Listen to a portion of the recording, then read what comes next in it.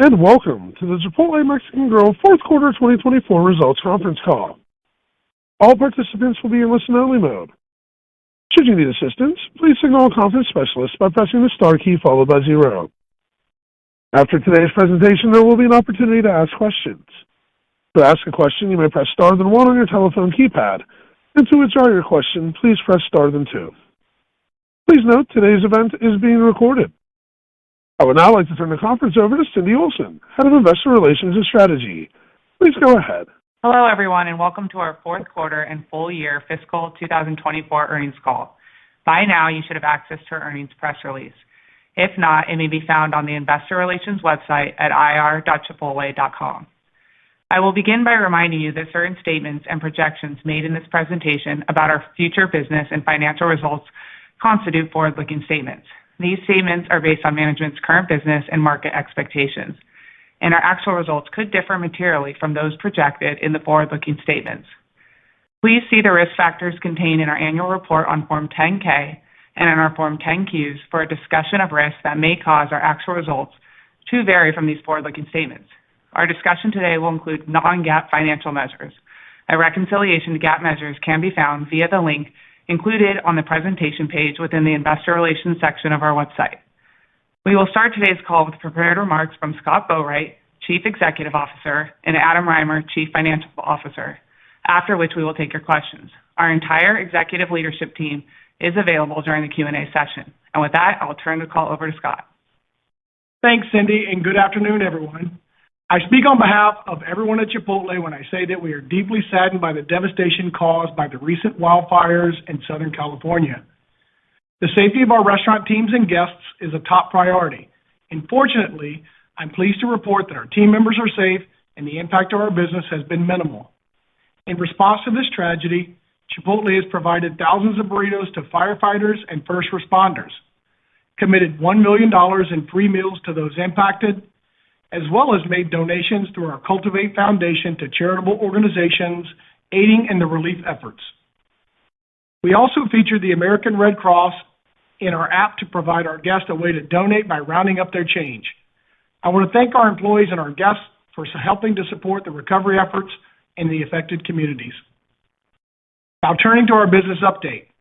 Chipotle had another outstanding year, delivering strong transaction-driven comps each quarter, expanding margins, opening over 300 restaurants, gaining momentum in key industry-leading brand metrics, making progress on many back-of-house initiatives, and building our footprint internationally. For the fiscal year 2024, sales grew about 15% to reach $11.3 billion, driven by a 7.4% comp, including over 5% transaction growth. Digital sales of $3.9 billion represented 35% of sales. AUVs increased to $3.2 million. Restaurant-level margin was 26.7%, an increase of 50 basis points year over year. Adjusted diluted EPS was $1.12, representing 24% growth over last year, and we opened a record 304 new restaurants, including 257 Chipotlanes. Our fourth quarter results were also impressive, especially considering that we are lapping the very successful Carne Asada limited time offer from last year. Additionally, we experienced some volatility around the December holidays, which we believe was impacted by the calendar shifts this year. Despite this, we were able to grow transactions by 4% in the quarter, driven by continued improvement in throughput, as well as the successful rollout of brisket as a limited time offer. For the fourth quarter, sales grew over 13% to reach $2.8 billion, driven by a 5.4% comp. Digital sales were 34% of sales.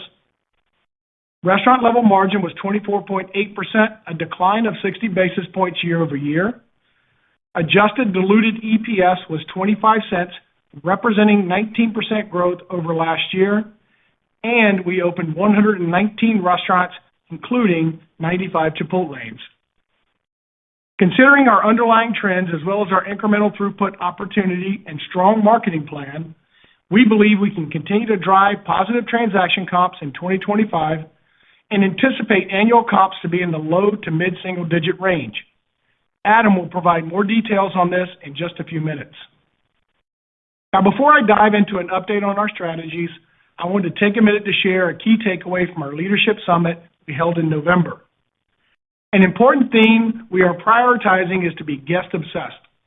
I want to make sure that as we continue to scale Chipotle, everything we do is in service of our guests or those who serve our guests. This will require an understanding and a focus on how each role in the organization ladders up to making the experience in our restaurants better every day. A guest-obsessed mindset is crucial to ensuring that we continue to deliver against our 5 key strategies that help us win today while we grow the future.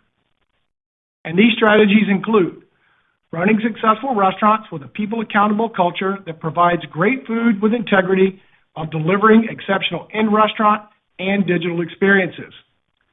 Amplifying technology and innovation to drive growth and productivity at our restaurants, support centers, and in our supply chain. Making the brand visible, relevant, and loved to acquire new guests and improve overall guest engagement. Sustaining world-class people leadership by developing and retaining top talent at every level, and expanding access and convenience by accelerating our restaurant openings in North America and internationally. I will start with our operations and our focus on throughput. One key driver of running successful restaurants is an experienced general manager who understands the importance of throughput and can train and develop the crew to execute the 4 pillars consistently every day. The good news is our GM turnover continued to improve in 2024 and is among the lowest levels in the company's history. More stability among our GMs results in more stability in our restaurants, and stability coupled with consistent training and reps has been a big driver of the progress we have seen. In 2024, throughput improved by about 2 entrees in the peak 15-minute period, and we achieved our near-term goal to reach the mid-20s. Our support centers and restaurant leadership teams continue to find ways to improve our ability to execute the 4 pillars. For example, our weekly throughput reviews conducted across our restaurant support centers help to keep us top of mind and give our restaurant leaders information to provide coaching and feedback to drive improvement as well as celebrate excellence. We also made the decision last quarter to have the manager on duty responsible for the expo position, and this helped to improve the percentage of restaurants with an expo in place to over 60%. While I'm thrilled to see the progress we are making, we still have work to do, and throughput remains one of our biggest priorities and opportunities in 2025. One of the important unlocks this year will be our focus on modernizing the back of house to improve the team member experience and the speed and simplicity of prep while maintaining our high culinary standards. This will ensure more restaurants complete prep on time, which will enable better execution of the 4 pillars during peak periods, and this brings me to amplifying technology. We have several innovative tools that we are testing to improve the prep process. As we mentioned last quarter, we are currently in the middle of rolling out the produce slicers to all restaurants and expect the rollout to be complete by this summer. Fresh chopped produce in our restaurants each day is key to maintaining our high culinary standards. But it's also one of the most time-consuming tasks. The slicer improves the experience for our team members by reducing the time to chop produce and improves the culinary by ensuring consistent cut sizes. As we have mentioned in the past, some of the efficiencies from the produce slicer will help offset the investment we made last year, ensuring generous portion sizes. Over the last several months, we also began a new initiative in a patch of restaurants to better understand the synergistic benefits of installing the produce slicer, the dual-sided plancha, the 3-pan rice cooker, and the dual-vat fryer in the same restaurant. As a reminder, the dual-sided plancha cooks the chicken and steak in under half the time it takes on the traditional plancha, with the same sear and char and better consistency and juiciness. The new rice cooker eliminates the large rice pots and cooks the rice in the pans that you see on the line, which creates more consistent quality and streamlines the rice cooking process. And the dual-vat fryer doubles the capacity for frying our chips, resulting in better quality and reducing the time it takes while ensuring consistent availability. Based on the initial results, we have decided to roll out all 4 pieces of equipment to new restaurant openings beginning later this year. And as we gain more data and insights into this initiative, we will determine if and how we roll out more broadly to existing restaurants. This is a great example of how we're beginning to look at our tools and processes and conventions holistically rather than as bolt-on additions. The end goal is to improve the experience for our teams by making tasks easier to execute, more efficient, faster, and more consistent while maintaining our high culinary standards. We are also pursuing long-term innovations through our stage gate process, including Avocado, our device that cuts, cores, and scoops avocados, and our augmented digital make line, both of which are being evaluated on a test basis. While it is early in our learnings on these opportunities, we are making progress and remain optimistic about each of these innovative tools. When we improve the experience for our restaurant teams, it ladders to a better guest experience. Exceptional in-restaurant and digital experiences coupled with our powerful marketing strategy to make the brand more visible, more relevant, and more loved builds the brand momentum and results in year after year of transaction growth. Our marketing strategy in 2024 was nothing short of exceptional, with a strong brand campaign and 2 very successful limited-time offers, including Chicken al Pastor and Brisket, both of which surpassed our expectations and drove incremental transactions and spend. This helped to further strengthen our brand as we ended the year leading and gaining momentum in important categories like high-quality ingredients, value for the money, healthy and nutritious, good amount of food for the money, and brand I love. And we have a strong plan for 2025 to keep the momentum going. We started off the year by putting a spotlight on our lifestyle bowls and to encourage and reward healthy habits among our guests in North America and Europe, and our second partnership with Strava, the app for active people with over 135 million users in more than 190 countries. With health and wellness top of mind for our guests, this is a great way to show how the Chipotle ingredients can be customized to fit and fuel any dietary restrictions or lifestyle routines. Additionally, I think it's no secret that our Chipotle Honey Chicken pilot was a success. It was our best performing limited time offer, both in early sensory testing as well as the broader 2 market tests, and you will see it in our restaurants in the near future. We will also continue to reinforce our brand story of high quality, responsibly sourced ingredients made fresh every day through our Behind the Foil advertising campaign. This campaign, which features our real teams preparing our delicious food, has certainly resonated with our guests who are not just buying our brand, but buying into our brand and our purpose to cultivate a better world. Speaking of our teams, last year was another tremendous year of opportunities and growth, with over 23,000 people promoted, of which over 85% of all restaurant management roles were internal promotions. We also promoted 3 regional vice presidents who started as crew members, and now 5 of our 11 regional vice presidents started as crew and worked their way up to the highest level of operations, managing a region of the country with sales over $1 billion. Collectively, these 5 RVPs have over 100 years of experience at Chipotle. To be promoted to an RVP, not only did they need to run a successful sub-region, but they also needed to show the ability to develop and grow future leaders. And these 5 have developed and promoted over 30 team directors, nearly 100 field leaders, and hundreds of general managers. These are life-changing careers for the RVPs as well as the leaders they are developing along the way. I think this is a testament to our leadership development capabilities as an organization, which I couldn't be prouder of. At the end of the day, our business wins when we lean into the growth and development of all Chipotle team members. Finally, moving to expanding access. 2024 was another outstanding year with 304 new restaurant openings, including 257 Chipotlanes, making it a second year in a row of record openings.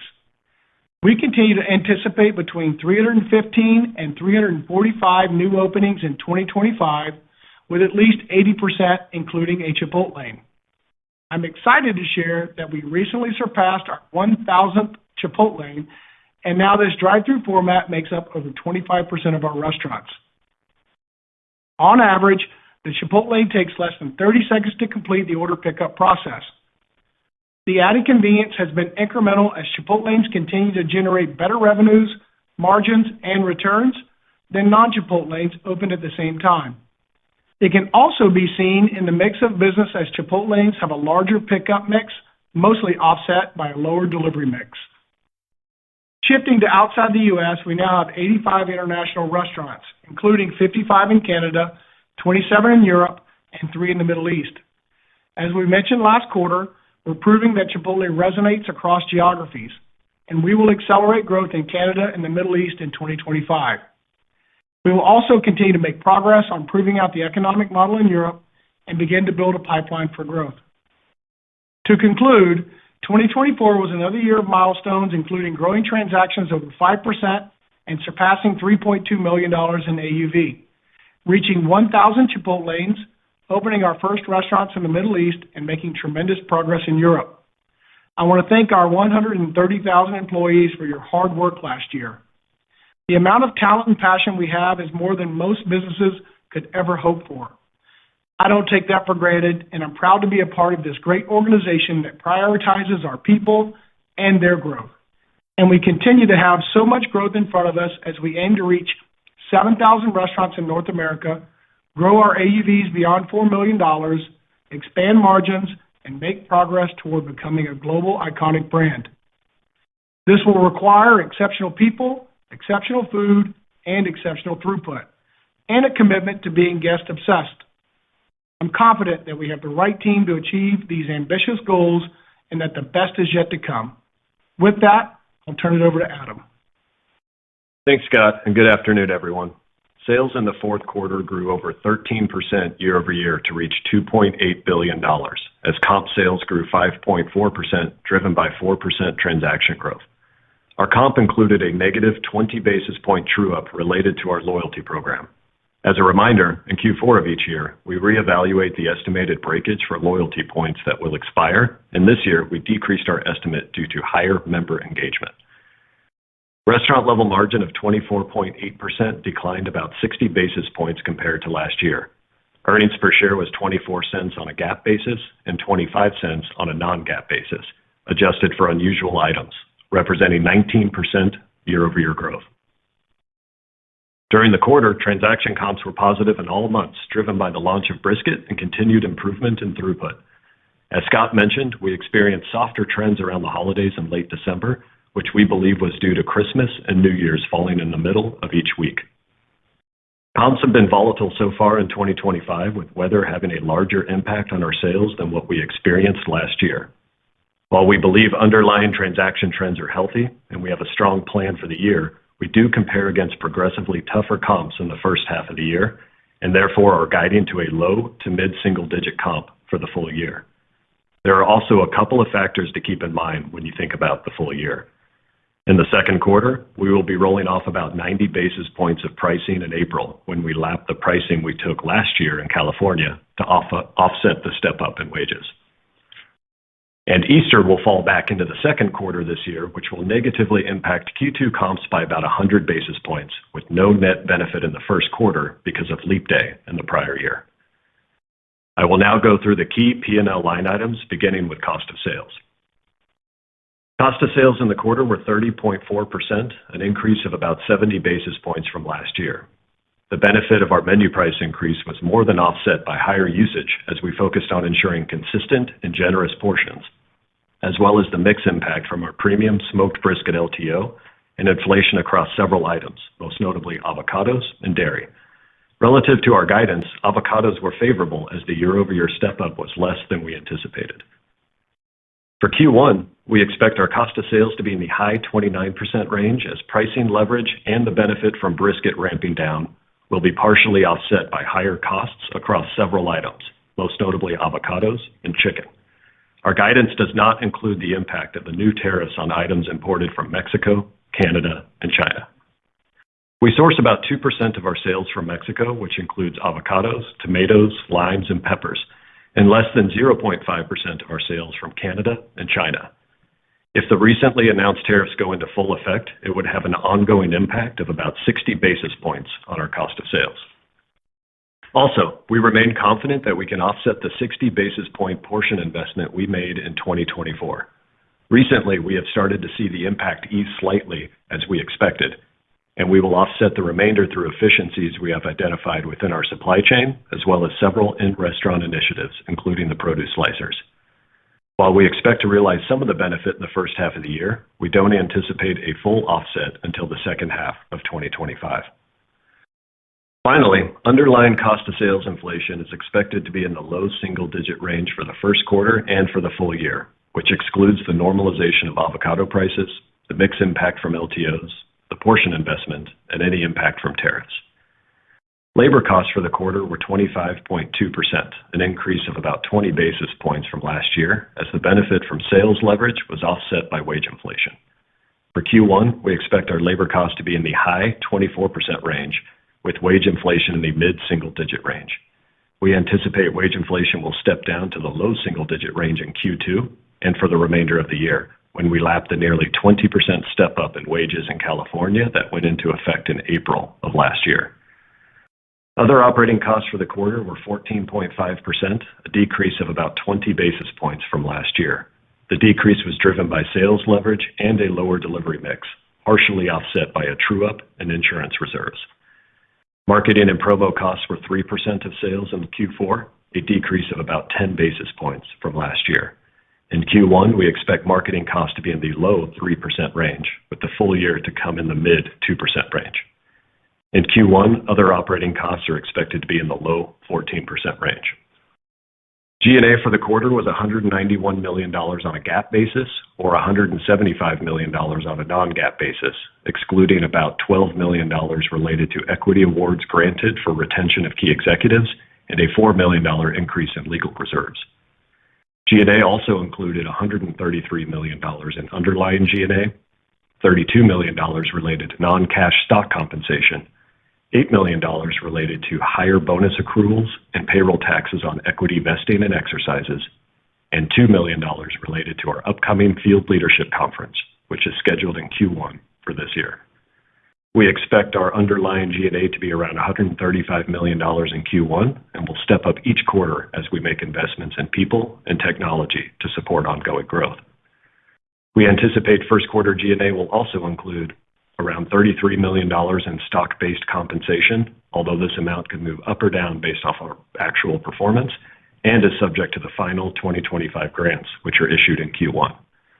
Around $8 million related to employer taxes associated with shares that vest during the quarter, and $3 million for costs associated with our biannual Field Leadership Conference in March, bringing our anticipated total G&A in Q1 to around $179 million. Depreciation for the quarter was $84 million, or 2.9% of sales. For 2025, we expect it to remain around 3% of sales. Our effective tax rate for Q4 was 24.4% for GAAP and 24.6% for non-GAAP. It benefited from a reduction in non-deductible expenses. For 2025, we estimate our underlying effective tax rate will be in the 25% to 27% range, though it may vary based on discrete items. Our balance sheet remained strong, and we ended the quarter with $2.3 billion in cash, restricted cash, and investments, and no debt. During the fourth quarter, we purchased $331 million of our stock at an average price of $59.83. For the full year, we purchased nearly $1 billion at an average price of $57.21. And going forward, we will continue to opportunistically purchase our stock. During the quarter, the board authorized an additional $300 million to our share purchase authorization, and at the end of the quarter, we have just over $1 billion remaining. To close, I want to thank our 130,000 employees for all your hard work and dedication in delivering an exceptional experience for our guests each and every day. This powers our strong economic model that we continue to protect and grow, and allows us to invest back into Chipotle by growing our footprint and furthering our purpose of cultivating a better world. We have a strong plan for 2025, and we look forward to sharing our progress with you in the coming quarters. And with that, let's open it up for questions. Thank you. We'll now begin the question and answer session. To ask a question, you may press star then one on your telephone keypad. If you're using a speakerphone, we ask that you please pick up your handset before pressing the keys. If you'd like to withdraw yourself from queue, please press star then 2. Today's first question comes from Sara Senatore with Bank of America. Please go ahead. Oh, great. Thank you. Just a quick housekeeping and then a question about the food line. So just on the housekeeping, you talked about positive transactions in 2025. So I think you mentioned 90 basis points of price rolling off.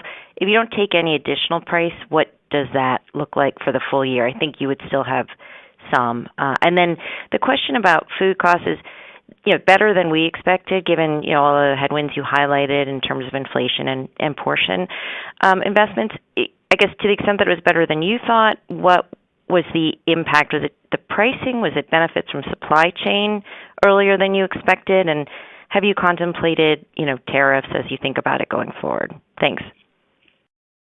Hi, Sarah.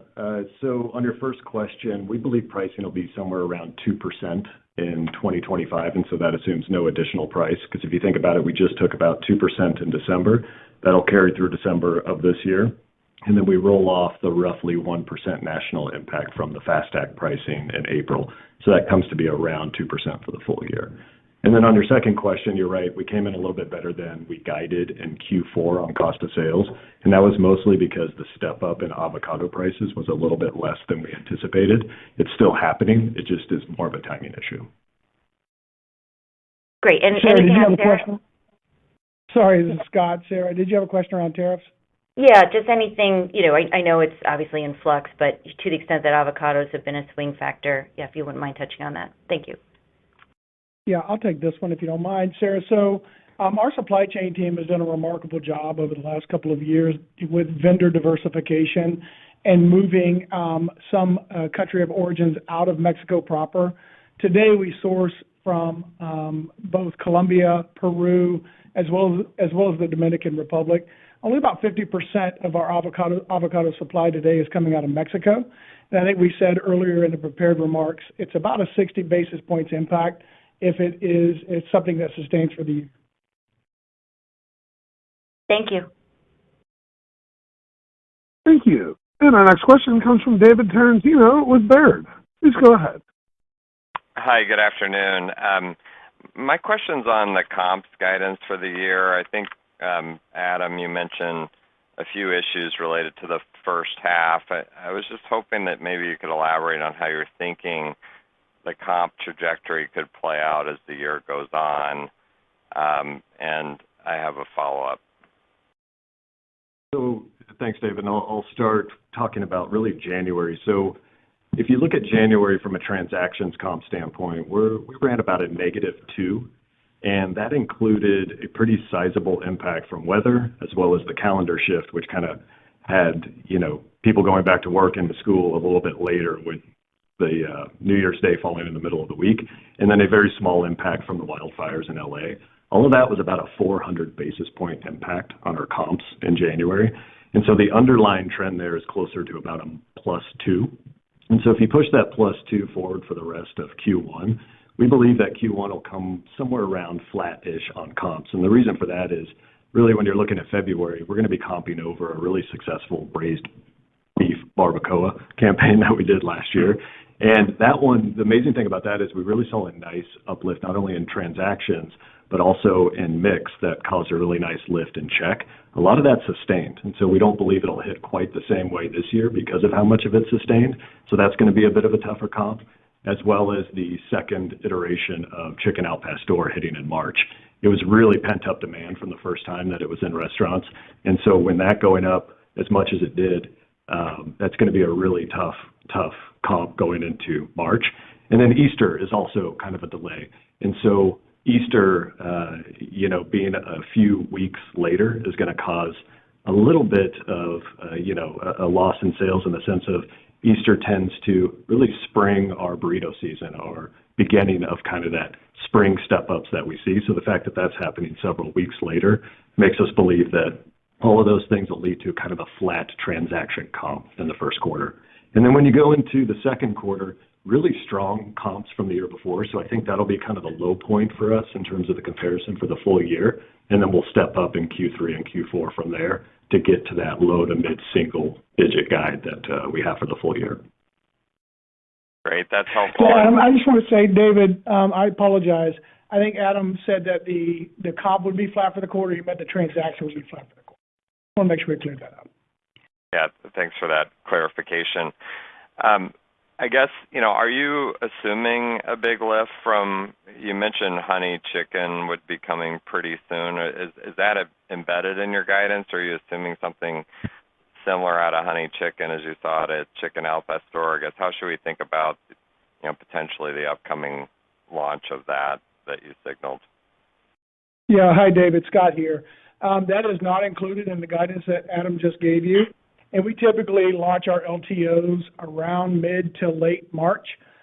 We do intend to launch a product around that time frame, and we're excited about the marketing calendar for the year. I think Chris and team have done a really nice job of setting up the year to drive positive transactions, and we're excited about the LTO we're going to launch in the spring.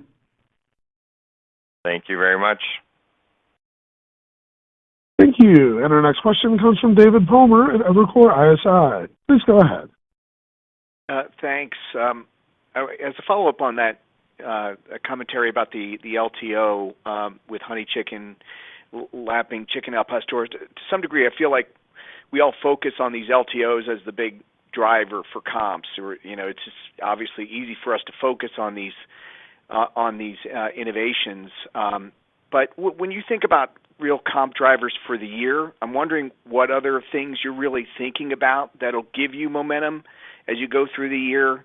You mentioned throughput. Do you think that'll be as much of a lift this year or maybe even bigger than last year? And maybe you're contemplating certain things that you can do seasonally, maybe personalized marketing initiatives or anything beyond these LTOs that you might be thinking about in terms of a sales driver. Thank you.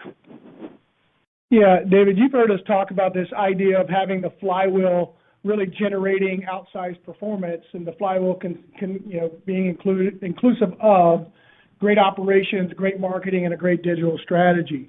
I'll start with operations. I'll tell you, our ops teams have never been on better footing as they stand today with regard to staffing, app model, the best retention numbers we've experienced in my 8 years with the brand.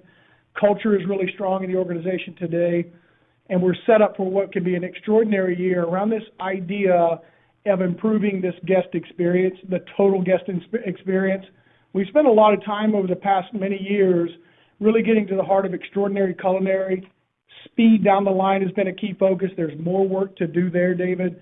And I think the unlock for step change improvement there is grounded in this idea of what I'm talking about as modernization of the back of house at Chipotle, which drives efficiency, allows us to be better prepared for the peak period at lunch and dinner, and also allows us to continue to scale this great brand as we endeavor to go to 7,000 restaurants in North America alone. That said, operationally, I feel like we've never been on better footing. We'll continue to lean into, obviously, the throughput strategies we've deployed in the past and a couple of new ideas we have for this year. As it relates to the marketing calendar, as I said earlier, Chris and team have come forward with a marketing plan that is really extraordinary and probably the best plan we've seen in the brand since I've been here as well. We have incremental spend, as you know, year over year. We have more linear TV this year than last. The LTOs this year are going to be really strong. We have some new things we're going to test and learn on as it relates to summer months. More on that at a later date. And then with regard to digital, the team is really working on this idea of leaning into the AI assistant to help with customer journeys. I'll give you an example of what that looks like. There's a new pre-defection journey. When the model detects that a customer's behavior is changing in a particular way that would signal a propensity for churn, we will take them on a new journey with personalized extras and offers to encourage them to re-engage. And so I think those things are going to drive meaningful difference within the digital channel. And so that total flywheel gives me a lot of confidence this year that we'll have positive transactions and continue to move the business forward. Thanks, Scott. Pass it on. Thank you. And our next question today comes from Lauren Silverman with Deutsche Bank. Please go ahead. Thank you very much. I wanted to follow up on the traffic commentary. Underlying traffic in January it's a decel from what you've been seeing in recent quarters. As you assess the underlying business and understand there's a lot of noise, any more color on what you're seeing from the consumer, any shifts that you're seeing across cohorts? Just trying to understand how we go from, I guess what underlying is +2, but we're at a down to back up to positive as we move through the year. Thank you. Yeah, no, I mean, nothing really to report from a income cohort standpoint. I mean, they're all contributing to the comp very nicely, and we saw this throughout Q4, and that really hasn't changed going into January. So nothing to report on that side. And I would just say, as we turn the year and we look at what we're comping over last year, I mean, keep in mind that we're comping over a roughly, 5.3% trans comp from the year before. And so I think that's probably what you're seeing with some of that step down in terms of the absolute comp. Thank you very much. Thank you. And our next question today comes from Dennis Geiger with UBS. Please go ahead. Great. Thanks, guys. Another one on the comp outlook, if I could, sort of bigger picture, cutting through some of the weather noise, the comparisons. Do you guys generally look at the business a little bit longer term as sort of mid-single digit from a same-store sales algorithm perspective? Pick your price. I understand the positive traffic. Is that still the right way to think about the business longer term or kind of underlying trajectory? Thank you. Yeah, I'll start and I'll flip it over to Adam. Yeah, absolutely. Mid-single digits is right where we should be as an organization. We'll continue to put forward strategies that will keep us on that pace in the years to come. I think we've demonstrated, over the past many years that we can continue to push forward long-standing, durable earnings and have done a remarkable job with it over the past many years. This year, unfortunately, is off to a rough start, and some of that stuff is largely out of our control. But we have, what we believe to be a great plan for the year, and guiding to low to mid makes more sense to us based on where we sit today. Hits the guidance. But Adam, anything you would add to that? No, that's perfect. Thanks, Scott. Makes sense, Scott. Thank you very much. Thank you. Thank you. And our next question today comes from Christine Cho with Goldman Sachs. Please go ahead. Thank you for taking my question. So, Adam, you still seem to be pretty cautious about taking additional pricing this year. I just want to understand whether this is a reflection of consumer price sensitivity rising or competitive pressure on value, or do you think there would still be a runway for incremental pricing if it becomes necessary throughout the year? And secondly, just also if you had any thoughts on the mix component this year. Thank you. Sure. So when it comes to pricing, we are comfortable with the level of pricing we're running right now for the inflation that we're seeing in the business. Because as you know, we like to utilize price only to offset inflation, and we want to grow our margins through incremental transactions. And so if there were, something that came up throughout the year that would be a permanent hit to the business in the form of inflation, we would consider taking price. But at this point, we feel we're well covered based off of what we're projecting.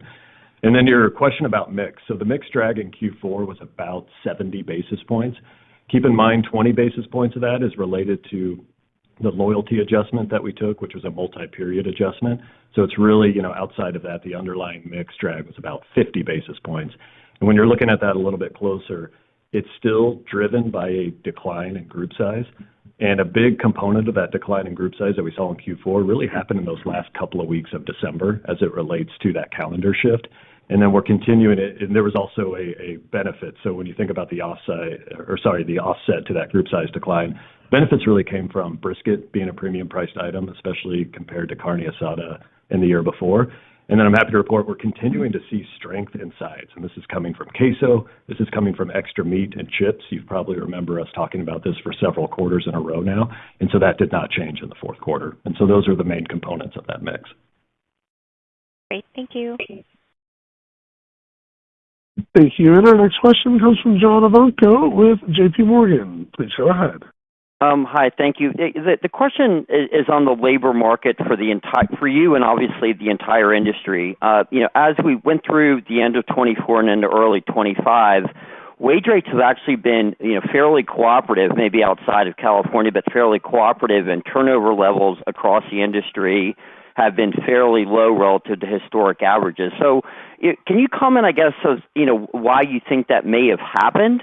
at this point in the economy? And, are you looking for any kind of signs of change? Maybe there's some, certain pockets of change of either strengthening or weakening, in the labor market in various points of the country that maybe you're paying attention to that could potentially be a forward indicator. Thank you. It's a great question, and one it's hard to answer as you think about why all of a sudden retention across the industry has improved. I think ours has probably improved at a quicker rate than many others in the industry. And I attribute that largely to our, what I believe to be best-in-class wages, best-in-class benefits, and a great culture. And so, as I said earlier, we're at all-time highs on staffing as a brand today. As we sit here, we've never been stronger, and retention has never been lower. And I attribute that success to our operations leadership out in the field, really doing a remarkable job, creating the right experiences, the right environment that people feel heard, and that they are able to continue to develop and grow and hit their long-term career goals for. As it relates to our peer group, I really can't speak to what's happening there. Is there a canary in the coal mine? I haven't seen one. I think we still continue to see strength in the brand. Even in the face of extraordinary value wars, and value wars meaning value as a price point with some of the big QSR players, we continue to take share consistently throughout the year, throughout 2024. We can continue to see that trend move forward as well. I think that's built on the fact that we create extraordinary value and we're still a 30% discount on average to our peer group, and the consumer still sees value at Chipotle as benefit over price. That's helpful. Thank you. Thank you. And our next question comes from Andrew Charles at TD Cowen. Please go ahead.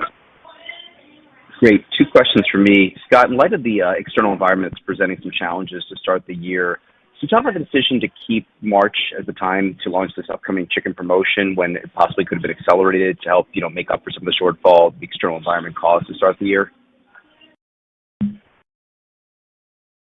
Yeah, we consider that, absolutely thought about it, toward the end of last year. Can you pull that up? Can you make it, pull it forward?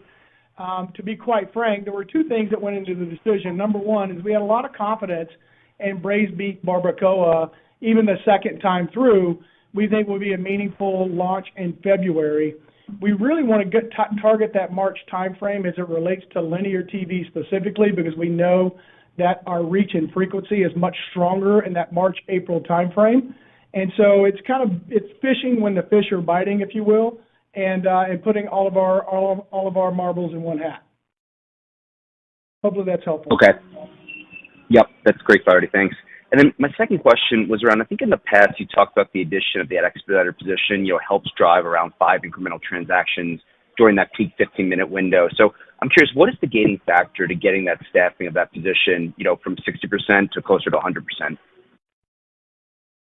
Yeah, believe me, it's something we continue to lean into every single day. I think there are restaurants today that are challenged with getting all the prep items done prior to peak, getting breaks deployed so that we are set and ready for peak rush.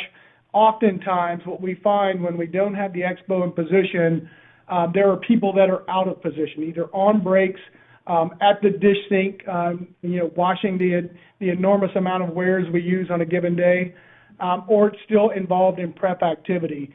We fervently believe that the back-of-house innovation, the equipment that we are leaning into through our stage gate process, will help us drive greater efficiency at the AM morning prep cycle that will allow us to hit those targets more consistently as an organization and create a step change and improvement in throughput.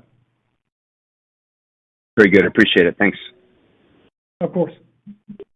Thank you. And our next question comes from Benino Garguino with Bernstein. Please go ahead. Thank you. I actually had two questions on potential future unlocks.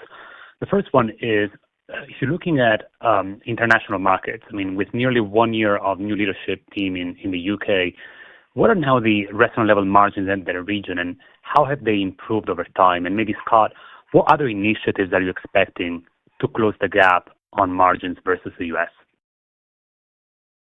Hi, Dino. Thanks for the question. I'll tell you, they've improved measurably, so much so that we have decided to go ahead and start looking at site development in specific areas of Western Europe to begin to build the pipeline to grow again. And so we have a lot of confidence in the team. We have confidence in the progress. They continue to make month-over-month progress. And we know that we can drive or create a viable business in the Western Europe markets we operate in today with hundreds of restaurants and potentially thousands of restaurants in other markets, adjacent markets that we could bring in. Thank you. And then another source of opportunity for you is probably the Chipotlanes. And you mentioned that you're still seeing a lot of success in these Chipotlanes, generating higher sales, higher margins.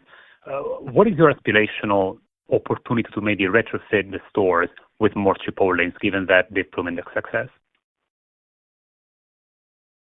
Yeah, so we take a hard look at those, Dino. So the legacy restaurants, we take a hard look at which ones where it makes sense to convert, where we can do it and still see a nice return on the investment. And we will make those strategic decisions throughout the year on which ones we do convert. It's just a hard decision. You've got to understand, how much lease term do I have? Do I have space on the lot? Will the traffic flow work? Will permitting allow it? Obviously so many variables that go into that decision. But where we can, Dino, we will make the investment because we know there's a return. All right, thank you. Thank you. And our next question comes from Jon Tower at Citi. Please go ahead. Great. Thanks for taking the question. Hopefully you can hear me okay. Yes. Great. Awesome. Maybe first on unit growth, you've got another year here in 24 where you hit effectively smack dab the middle of your guidance range. And I'm just curious if you can offer any insights to what might prevent you from getting to that higher end of the range in fiscal 25. Are you still dealing with local government, permitting issues as kind of a governor there? John, some of it's permitting. We're going to hit somewhere in the 9 to 9.5% range this year, and we'll continue to drive the team as it relates to performance for SARS development. Those are the site acceptance requests for new restaurants, obviously 21 months out. And so we feel like the pipeline for 25 was really strong. We'll continue to grow that pipeline and ensure that we have a really successful 26 and hopefully get closer to that 10% mark. But as I said on the last earnings call, we feel really comfortable and confident that we can grow this business in that 8 to 10% range and continue to drive what we believe to be best-in-class return on investment. Okay. Maybe switching gears to the marketing front. This will be another year, or 24 was another year, where your marketing spend as a percentage sales is roughly in that 2.5% range. I think you're speaking to a similar level in 25. And when looking back, historically, you guys had been in that 3% range. And I'm just curious, I know the dollars have grown, but why kind of take that percentage down rather than keep it there and maybe hit different mediums or use it in a different manner? Yeah, I mean, what you're seeing with that, and we guided for the full year somewhere in that mid 2% range. What you're seeing there is we're asking for some leverage over the last several years, especially during COVID when we took some outsized price increases to offset inflation and labor and some of the other areas. And so we didn't feel like that should be passed all the way down on the marketing side.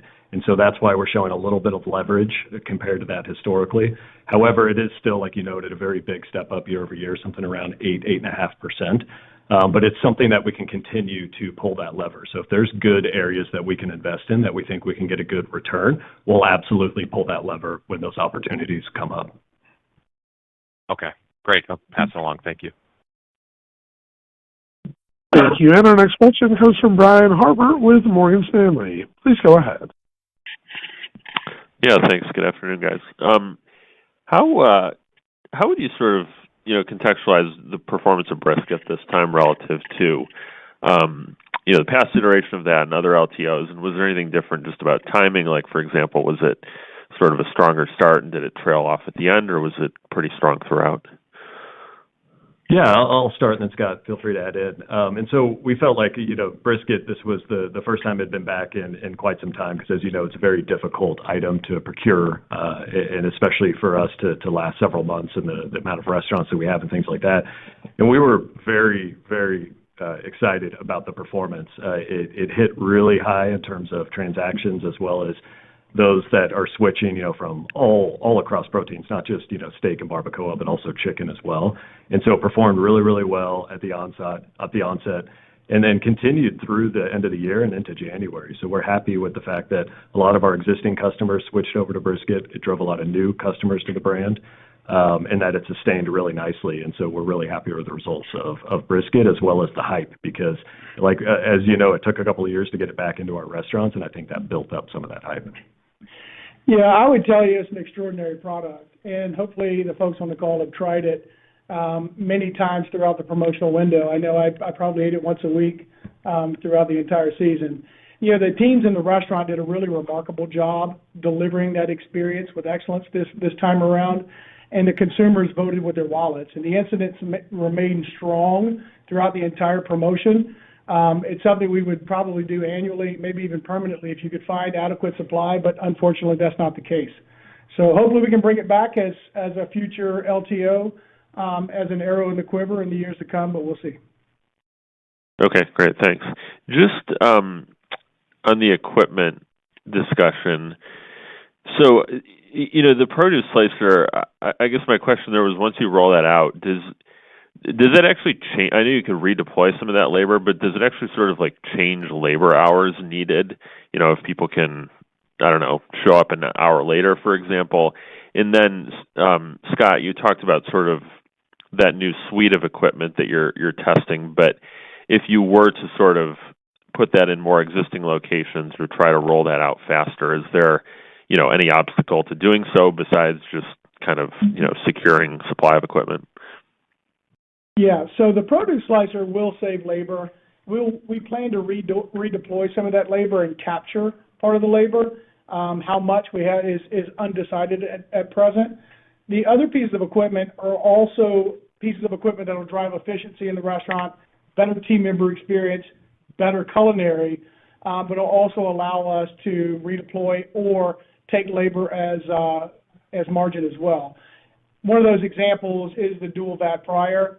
The dual vat fryer obviously allows us to cook chips in less than half the time it takes today, freeing up that individual to do other tasks in the restaurant to better prepare for throughput. The dual-sided plancha we've talked about quite a bit over the years. We think it's a better product coming off the plancha. It reduces the complexity of one of the most complex jobs at Chipotle today, which is the grill operation. And the rice cooker is far more efficient for the team members, gets them away from those big pans of rice that are just hard to work with and hard to mix, and makes that process much more efficient. Those four pieces of equipment will go into all new restaurant openings at the back end of this year and will be a part of the new restaurant opening package. We are looking to retrofit a handful of restaurants today, what we're calling the high-efficiency equipment package. We'll walk that through Stage-Gate, and if successful, we're seeing the returns we were looking for, then we'll work through how we retrofit the existing fleet of restaurants today. Thank you. Thank you. And our next question today comes from Sharon Zackfia with William Blair. Please go ahead. Hi, thanks for taking the question. I guess, there are a lot of moving parts in restaurant level margin this year, and I just wanted to maybe touch on your thoughts on full year restaurant level margin and your ability to defend that.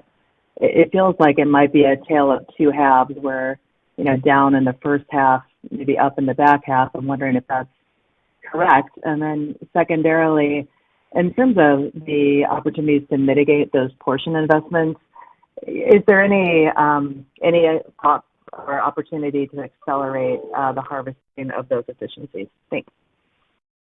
Yeah. Hi, Sharon. So you're right in the sense of I think it is kind of a first half, second half type of story. And a lot of that has to do with the portion investment and the fact that we believe that we can offset that investment in the second half of the year. And so that'll cause a little bit of pressure in the first half and then a little bit of relief in the second half. But in general, as you're looking at it from, 10,000 feet, our goal this year is to drive positive transactions and flow that through to where we would see incremental restaurant level margin. So it's really, highly dependent on our ability to drive transactions and our ability to flow that through, but that's the ultimate goal. And then in terms of your second question, I believe it was the offset on the portion investment. Is that correct in the details around that? Yes, thanks. Yeah, and so with that Porsche investment, you'll notice in the prepared comments, I talked about how a little bit of that 60 basis points is starting to come back, especially through some of our teams and outlier management. That's going to be basis points, at most maybe 10 basis points. So that'll leave about 50 basis points left in that investment. And we believe that the produce slicers that Scott just talked about will offset a little less than, call it, half of that. And then you'll get the rest of it, a little more than half, from some efficiencies that we've already identified within the supply chain that we're going to start to chip away at here in Q1 and in Q2. And so we'll slowly start to offset that investment, but until those produce slicers come in, you won't see that full offset until the second half of next year. Thank you. Thank you. And our next question comes from Brian Bittner with Oppenheimer and Company. Please go ahead. Hey, good afternoon. All my questions have been answered, so I'll just zoom out for you, Scott.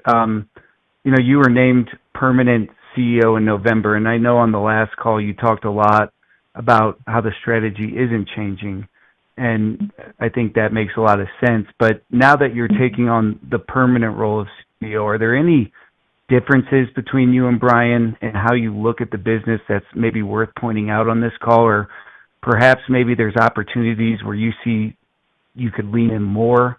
I think it's anticipated but that everything stays the same for the most part, but just wanted to give you the opportunity to suggest any differences.